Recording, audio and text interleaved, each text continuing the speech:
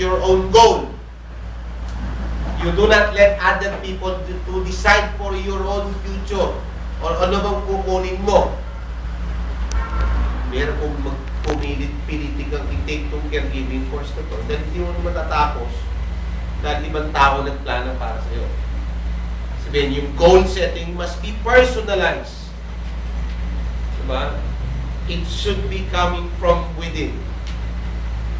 You have that passion. You have that clear mind to think that if you pursue this career, this will become your bread and butter.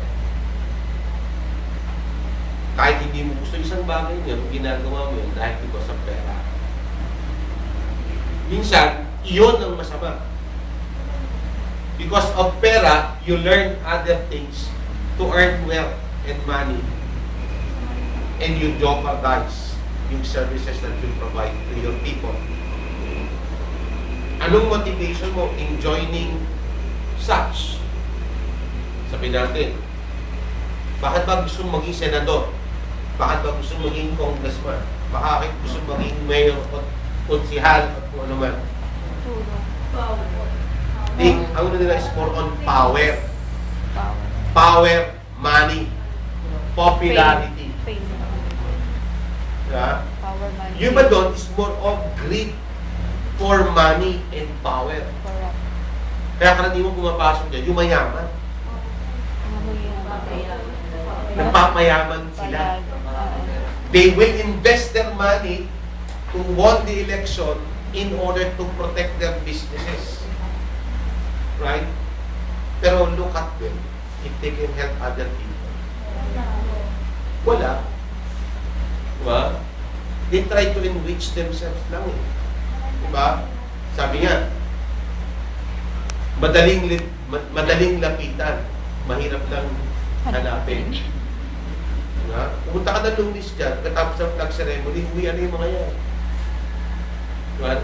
Sino ba nag-stay sa kanila for the whole day? Wala. They prefer sila pupunta saan? Sa casino, isa na kung saan, sa inuman, birthday, susana, may patay, doon kung saan sila makikita. But then, yung services na napoprovide, hindi naman. Diba? Yung ibang senador, kita mo, laging wala rin doon sa Senate. Ang tao lang, ang karaniwang senador lang na nag-iiwan doon, sino? Si Lito Lapid. Nag-opisina talaga si Lito Lapid doon. Nasabi may pumunta doon, binibigay niya ng financial assistance. Diba? Bakit? Kasi trabaho niya yun. Doon na siya nasanay ko sa kanyang trabaho sa Pampanga. Basta may tao na malapit sa kanya.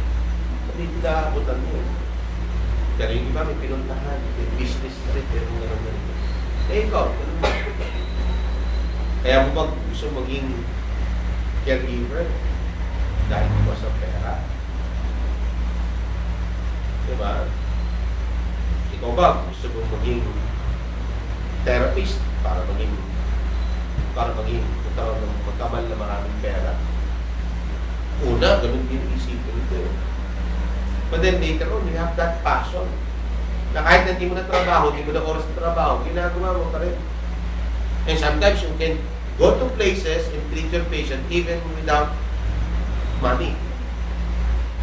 Right? Itong pagtuturo na to, do you think it's financially rewarding for me? Definitely not. Sige.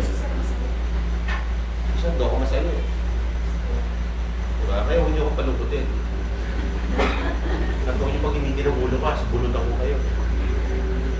Sabi natin, masaya kayo na sense na you can impart your knowledge in that way. If you learn, you can help more people. Right? Sabi niya sa akin, pagkakita mo tayo, wala na ng clinic.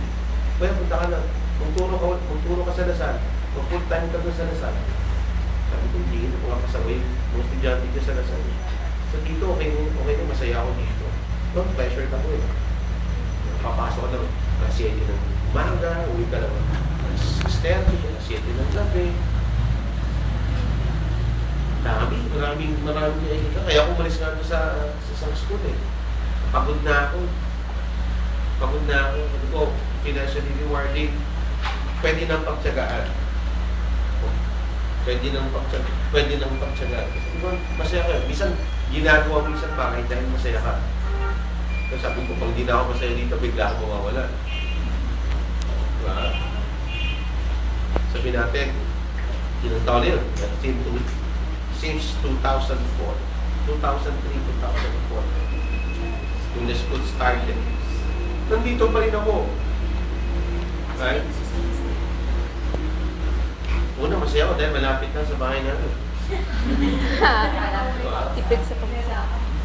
Nilakad ko lang. Then, sabi natin, there is something within me na I wanted to impart such knowledge and skills.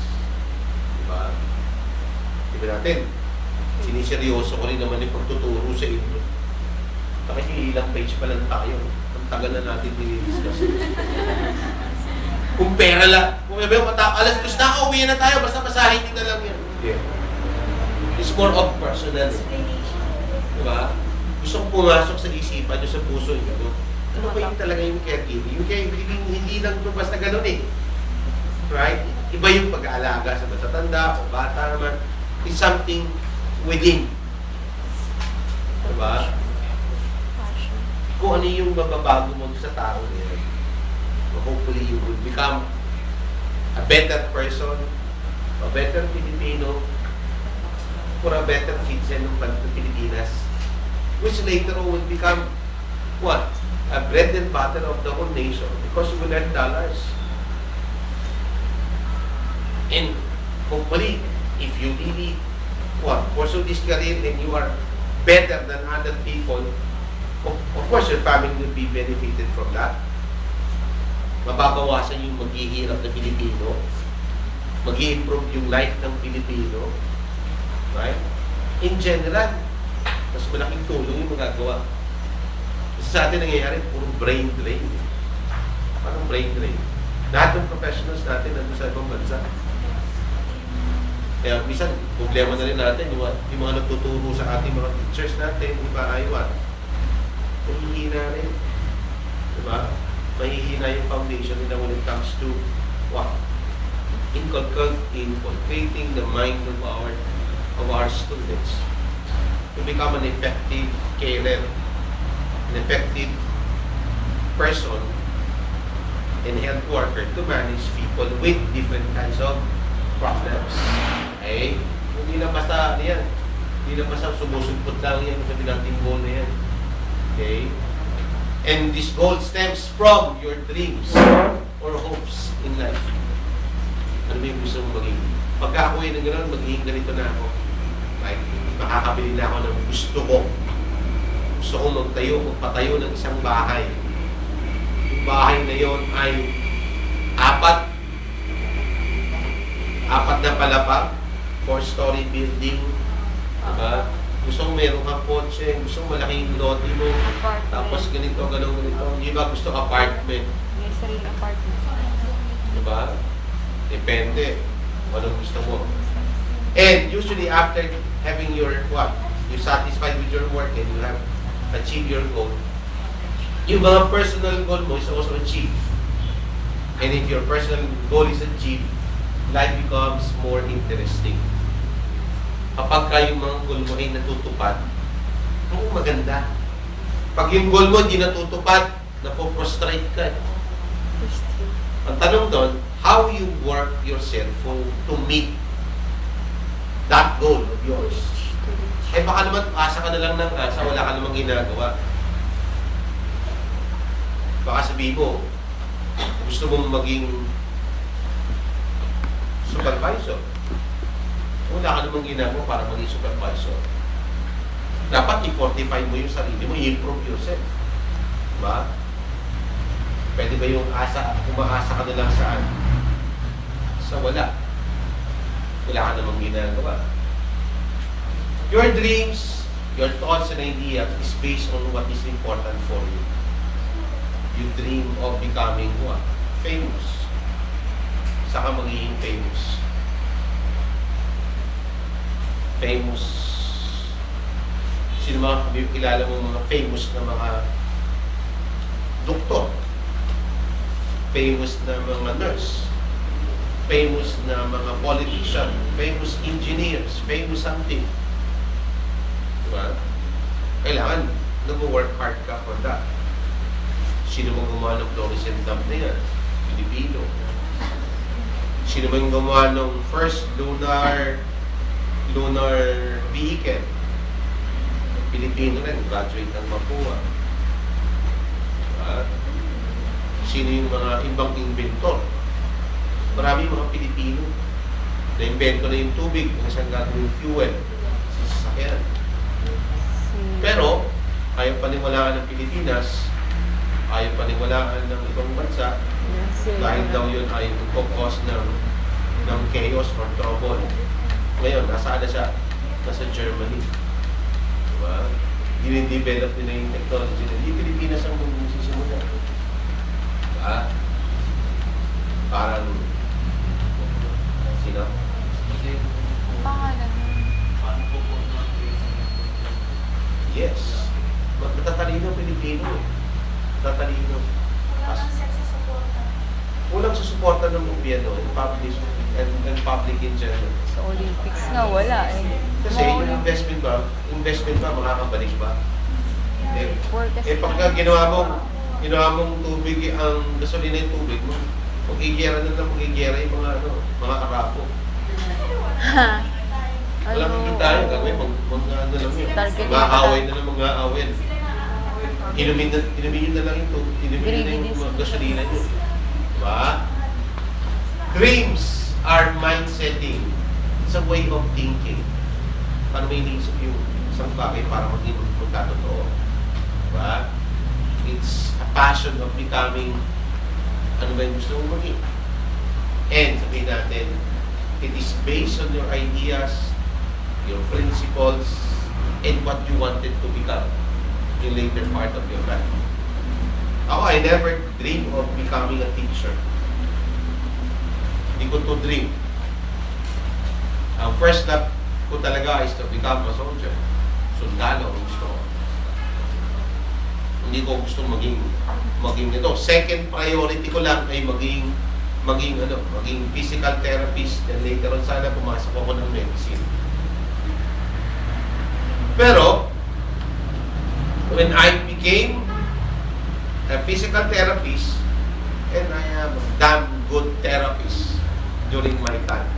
Kahit hanggang ngayon. Pagyayabang ko. Because I earned it. I deserve it. Kahit sabihin mo mga doktor, bisan mga ibang therapist yan, pinakagalitan ko yan. Because I never seen myself doing such during my life. Diba? Pati ako, magagalit ako na I do not see myself inside this classroom. Diba? Ayoko nang meron at utulog. Ayoko nang may mga nagkukwento-kwentuhan lang dyan. Ayoko nang sabihin natin pumapalpak sa exams. Diba? Because I never see myself doing such. Dugot pawis at minuhunan ko para mag-aral na mabuti. And then later on, minaprove ako something. Minaprove ako sa sarili ko. Like I can become somebody someday. Right? Sabi ko ngayon, talong tao nag-iiba eh. Nag-iiba tayo ng direction in time. Diba? So ko, maging PT,